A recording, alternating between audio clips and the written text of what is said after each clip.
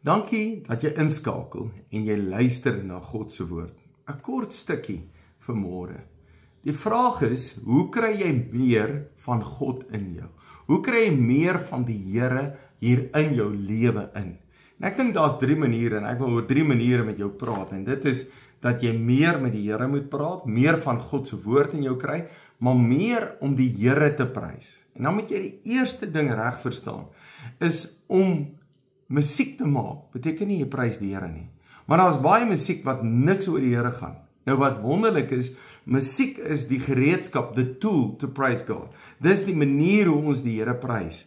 Maar ek kom baie keer agter dat musiek gaan oor hoe ek daarvan hou. En ek moet dit geniet. En in die kerk oor die jare, die laaste tyd nie, maar mense baklei oor die musiek. Weet hulle hou van hierdie, hou nie van daai. Dis nie vir jou nie, ons sing nie vir jou nie, ons sing vir die Here. En wat belangrik is, as jy in die kerk kom, moet jy 'n ontmoeting met die Here hê. So musiek is eintlik lekker, ons hou van musiek, ons as mense hou van musiek, om die Here te kan prys. Maar ware aanbidding is om net te staan en sê, Here, ek prys U. Ek prys U. Nou sê die Bybel, jy moet jou hande ophef, hy sê klap vir die Here, dans voor die Here, shout to the Lord. Dis wat dit beteken. En ek dink al daai goed breek bietjie jou eie ek af. As jy gaan kniel en jy aanbid die Here, dit breek jou eie ek af en jy verheerlik die Here. Nou, baie mense wil vir my sê, ja, maar ons moet reg leef en ons moet die regte goed doen. Nee, dis heeltemal reg. Maar hoor hierdie opdrag wat God ons gee. Hebreërs 13 vers 15. Laat ons God daarom gedurig prys en mooi dinge oor hom sê, omdat Jesus dit vir ons moontlik maak. Dit moet mense doen wat openlik sê dat hulle aan God behoort. So my vraag is, behoort jy aan die Here? Mense sê my, maar ek se kind van die Here. Okay, maar dan moet jy gedurig God prys en mooi dinge oor die Here sê. Wat beteken prys? Prys juis beteken om iemand op te hef, om mooi goed oor iemand te vertel. Nie met iemand te beklei nie, maar om hom te prys, om hom te aanbid en om te sê, hier's nou 'n goeie ding. En om te vertel dit wat die Here gedoen het. Om te vertel dit wat God besig is om te doen.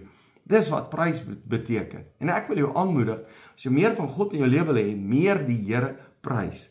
Nou wat keer ons is worry keer dat ons die Here prys, om down te wees. Ek is net nie lus nie, ek is down, ek is lus vir niks nie, en dan prys ek nie die Here nie, of woede, ek raak kwaad, en omdat ek kwaad is, ek het nog nooit 'n ou gesien wat kwaad is en dan die Here prys nie, dit het ek nog nooit in my lewe gesien nie. Inteendeel, as jy kwaad word, kan jy nie die wil van God doen nie, dis wat die Bybel sê. So die wil van die Here is dat jy hom moet prys.